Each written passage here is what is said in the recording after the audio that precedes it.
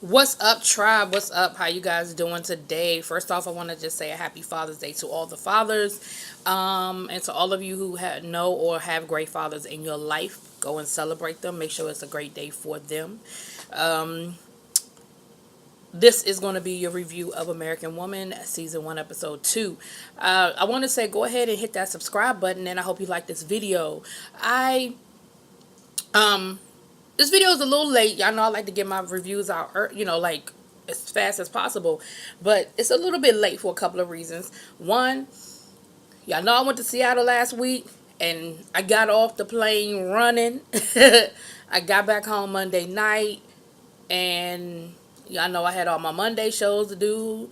I had work, I had jet lag, and then Wednesday, Thursday. Anyway, American Woman just kind of got kicked a little bit because as I started doing the review, or as I started watching the episode, I realized that I wanted to take a little bit more time with the review because I was taking my notes, but as the show was going on, the show digs really deep. It's a basic story about a woman who loses everything to a cheating husband, and how she rebuilds her life. That's going to be your basic story. However, what is so great about what they're doing with this is that they are really exploring the sexism of the 1970s and how women were starting to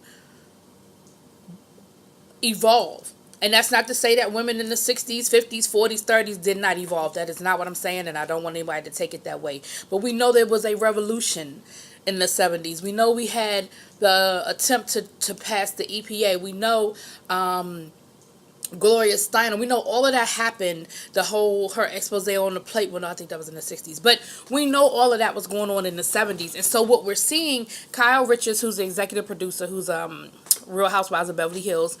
This is loosely based on her story with her mom and her sisters. And she became a child actress, and so we're seeing how it happened and what happened that sort of got them into becoming child actors. It was really to take care of the family. Because so anyway, I said all of that because that's part of the reason why this is late, because I didn't want to just rush through it, because I really wanted to tap on what's going on in this episode. So first of all, we pick up the episode. Remember at the end of the last episode, the police showed up at her door saying, "Look, you better get a lawyer. Your husband's getting ready to be arrested. We have a warrant for him." And of course, she's clueless. She was the dutiful housewife who took care of the kids and did what she was expected to do. And it's like she tells her friends, "I didn't even have a bank account because my husband said you're not good with money." Right? So when the police show up, now mind you, she's put her husband out the house because she found out he's having an affair. And of course she's upset by that. But then the reality kicks in of, I don't have no money. I don't have a bank account. I have this big house, this car. I had a maid. She had a maid. She had a pool boy. She had kids. Like, all of these things start kicking in. And the reality is, oh shit. Right? So this episode opens up. We see her getting dressed. She's putting on her finest little outfit and her little jewelry, picking which jewelry to put on. And she goes to see the lawyer. And the lawyer is telling her, look, your husband is probably going to jail. They arrested him for fraud. He's a real estate agent and he was selling beachfront property that didn't exist. And got caught up in a pyramid scheme. And she was just like, I don't even know what that is. What is a pyramid scheme? And so the lawyer has to basically take her step by step into what happened, how it happened, and all that good stuff. Till she ends up basically, he tells her, all you have is that house. And the only reason why you have that house is because he put the house in your name, probably in anticipation of something like this happening. But nothing else is in your name. The government has seized everything. Like, you have nothing. And he tells her, you might want to sell that house and figure it out. And of course she doesn't want to do that. She's like, I don't want to uproot my kids from the only life they've ever known, the only place they've ever known, all that good stuff. So she's talking to her friends. Now, remember, she has the 3 friends.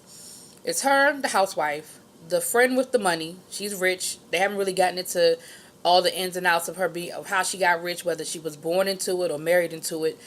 But there's a scene where they're looking for, they go shopping for an outfit for her to wear to a job interview.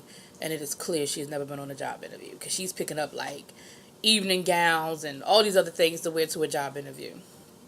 So, and then the third friend who is working, she's in the corporate world, she's working at a bank, and her struggle. So we're going to see each one of them and how they struggle with what's going on in their life at the time. So she's having dinner or lunch or whatever with them, and the one with the money says, "You know what? I don't know what I was thinking. Let me just write you a check. I got you." And she was like, "No, no, no, no, no, no. That's putting a band-aid on, a bigger a bigger wound. You give me money for this month, what happens next month? Like, I can't keep borrowing money from you." She was like, plus money changes things in relationships. Now, let me say this to you. She is 100% correct about money changing things in relationships. However, the lawyer just told you are 4 months behind on your mortgage, and that is the only asset you have, and that the bank is getting ready to start foreclosure on you. I'd have took the check, worried about paying it back later. And I would have let her know, like, look, let's sign an agreement. Let's do a promissory note, like whatever the situation. I'll pay you back $20 a week. Clearly, she can afford the money, and I understand about money changing things. However, it would at least gave you a little bit of breathing room until you figured the rest of it out. But I understood her reason for not taking the money. So then she goes back home, and she was like, she got $100 and something dollars in her checking account. She withdrew that, so the husband wouldn't take that. So she gets back home. She got some takeout for the girls, and her husband's there.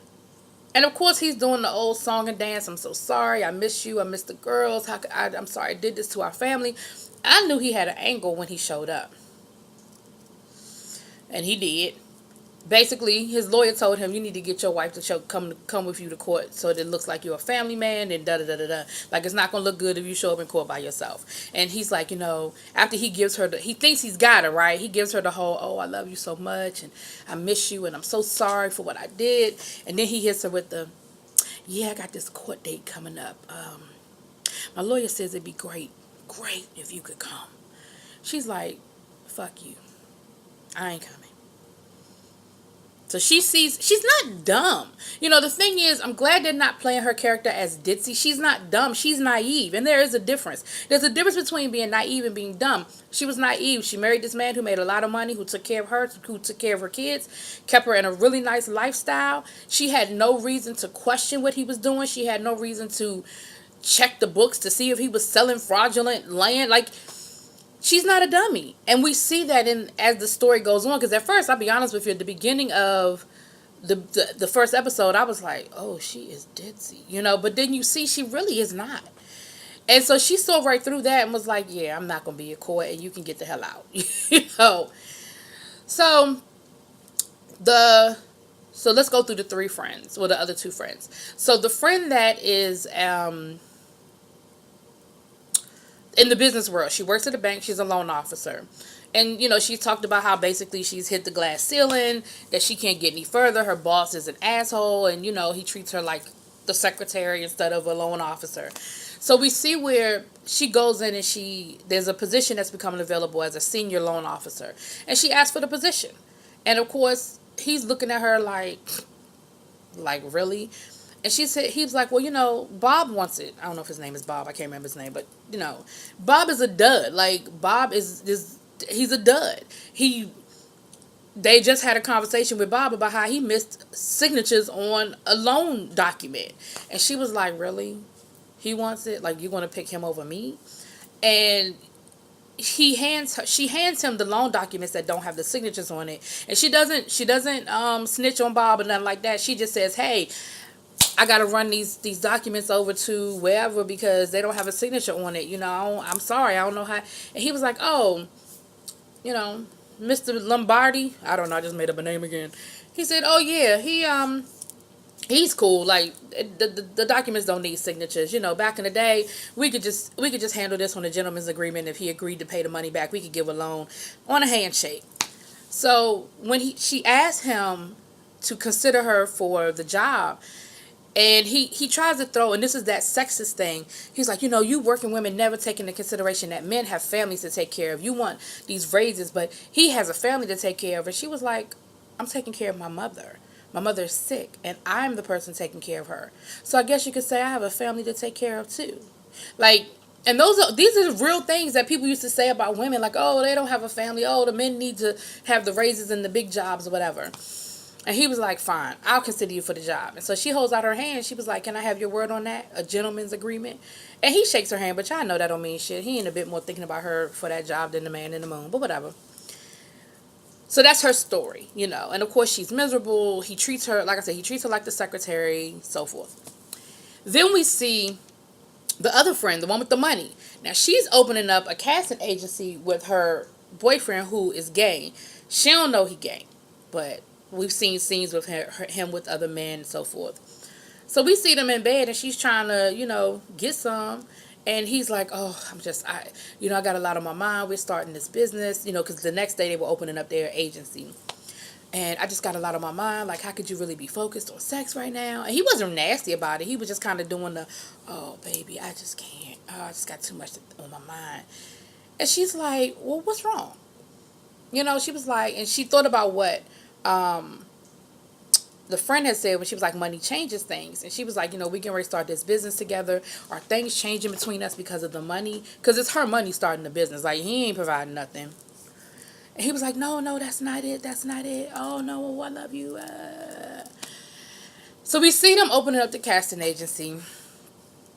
And he's auditioning a guy reading for the part of like a soap opera. And the guy's doing the whole, you know, the whole soap opera thing. I just love you so much. I don't know what my world would be without you. And dude gets so hot and bothered by watching this guy read the part that he leaves the audition, goes into the office where his girlfriend is, and basically throws her down on the couch and gets busy, right? So at least when he gets horny, he's using the girlfriend to spend it. I don't know. Whatever. But I'm sure we'll explore that deeper. She probably gonna catch him in bed with a man or something at some point. So let's get back to the main character. So she, Bonnie. So she's like, I need to, you know, she knows she's got to make a move. She has no experience. She has not worked in however many years, but she puts together a resume. You see her typing up a resume. The more old-fashioned typewriters, girl. I had me one of them. But we see her typing up her resume, and she actually goes in for a job for like, I guess it's like a secretarial pool type position. And she tried to be real fancy with her wording, because what does she have? She doesn't have working experience. So she tried to put her carpool, and I forgot, she's a transportation engineer or something like that. But of course, the woman that was doing like the preliminary interview, that was like, I guess, screening, she saw right through it. And she was like, look, do you have any working experience? And she was like, other than with my kids, no. She was like, I haven't had a job since high school at the Dairy Queen, you know. But the woman sort of has a little bit of, sympathy for her. Like, you know, she doesn't get into the details of her situation, but she has a little sympathy for her. And she says, look, don't bring up your kids. When you go on these interviews, don't talk about it. She's like, can you at least type? She was like, yeah, I can type. She's like, look, don't bring up your kids. Don't talk about your kids. Because if men feel like you're going to have to, you know, take off work because your kids are sick, they're not going to hire you when you get to the secretarial pool. She was like, wear short skirts that show off your legs. Wear some cleavage, but not too much cleavage. That's, you know, like, basically wear some stuff that's going to get you noticed, and you might pick up something.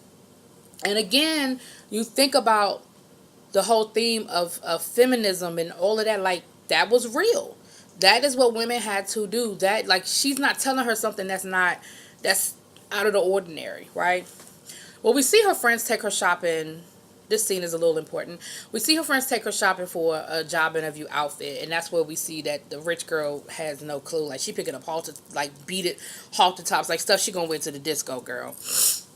Well, while they're there, Bonnie knows fashion. Like, she knows her stuff. She knows fashion. And so her friends were like, they're at like a big department store, like a Neiman Marcus. They call it, I think it's called Macy Co. And they were like, why don't you get a job here? And she was like, oh God, I could never work here. She was like, people would see me. And, you know, she meant like the girls in the neighborhood, like the people I used to eat lunch with and at the girls' school would see me working here now. Like, no. And as they walk off, you see there's a black girl at the counter with this beautiful, her afro is fly, y'all. It is so beautiful. And you see her kind of like peep it, like, yeah, all right. So we see a scene where a neighbor comes through, bringing her like a little quiche or whatever, you know, talking about, you know, how's everything going? Yeah, I heard what's happening through my agency. And I knew then why she was there. When she said through her, the real estate agency which she works for, that, it's just, basically it's a small world. We heard about what happened with your husband. That's horrible. Him selling that, they're selling that property, that fake property. So I knew then what it was about. You know what I'm saying? I was like, she coming in to try to poach that house. Like, she trying to, and she starts talking about, this is a beautiful home, 3-bedroom, pool, blah, blah, blah. And I'm like, yeah. So then she starts saying, well, how much do you think you would want for it? Like, are you thinking about selling it? Da, da, da, da. And the lady is like, Bonnie's like, I'm not putting my house up for sale. And she was like, basically like, what else you gonna do? Like, you ain't got no money, you don't have no husband, you know you about to put this house up. She said, no, I would not think of taking my children away from the only home they've known, their friends, their school. Like, I can't do that. And Bonnie was like, because she's a real estate agent, she already know how far along she is, how far behind she is on her mortgage and all that other stuff. So she walked up in there knowing all of that. She was like, but it's a buyer's market. Like, I mean, no, a seller's market. She was like, you could really get a good, she was like, the interest rates are low. Like, you really could get a good price for this, and I could get you into something more affordable, right? So while this is going on, and Bonnie is telling her, look, I'm not selling my house. Leave me the fuck alone. Get out my house. Lord, they done came to repossess the car. The little girl comes running in telling my mommy, they still in the car. Oh, they repossessed the car. So we see her the next day going on her job interview on the bus. And she actually goes to Macyco, because I guess the secretarial pool, I guess, never called her back, But she actually went to the same place. She said she wouldn't take a job. She went there for an interview, and she was bombing. She was bombing bad, and she knew it. She knew she was bombing. The guy that was interviewing her wasn't feeling her. She ain't had no experience. She ain't know nothing. And then finally she said, I think he asked her, well, why should I hire you, or something to that effect. So she's giving him all these, like, superficial reasons. And she feels it. Like I said, she ain't no dummy. She feels the room. And then she says, and I have a whole lot of rich friends that I could blackmail into not shopping at Neiman Marcus. He smiled and said, okay. Next thing you know, she got a job at Macyco. She ends up working with that same black girl that heard her say, oh, God, no, somebody might see me working here. But I thought the girl was going to be a bitch. I thought she was going to be like, oh, you thought you was too good to work here. But she really wasn't. She really wasn't. They were talking, she said, you're this is your first day, and you already, you're racking up the sales. And she was like, Bonnie was like, well, I know fashion. Like, I used to be the person on the other side of this. And they're talking, they're having a decent conversation. She introduces herself and everything. And one of Bonnie's frenemies, how people in that society, they weren't friends, but they knew each other from the social circle. One of her frenemies comes walking in. And the Bonnie was like, oh, God, like, I can't believe I got to see her. And the woman says, you know what? The black girl, I forgot her name, y'all, says, go ahead, take your break. I got it. Go ahead, go in the back, take your break. And I thought that was really cool that she was going to do that for her. Like I said, that's why I thought she was going to be a bitch, but she wasn't. And Bonnie was like, no. She said, I'll take it. She was like, are you sure? She said, yeah. I mean, I got to face it sooner or later. Like, I can't hide every time somebody comes in here that I know. And she goes up to the woman, and the woman didn't see her name tag, or at least acted like she didn't see the name tag. And she was like, Bonnie, you have great taste. What do you think? And it was a shoe. She said, I think that would look great on you. What are you, a size 7? I'll go in the back and get it for you. And she was like, go in the back? Aren't you joking? And she said, no, I'm serious. I'll go in the back and, get it for you. And you see the look of recognition on the woman's face, and she's just like, oh, Bonnie, I'm so sorry, but I won't tell anybody. Bonnie looks at her and says, sure you will, and goes off to get the shoe. I was like, I know that's right, Bonnie. You better. I like Bonnie. Like I said, in the first episode, I wasn't too sure, but I see now that Bonnie's naive, not stupid, and those are two separate things. So anyway, drop it in the comments. Let me know what y'all think.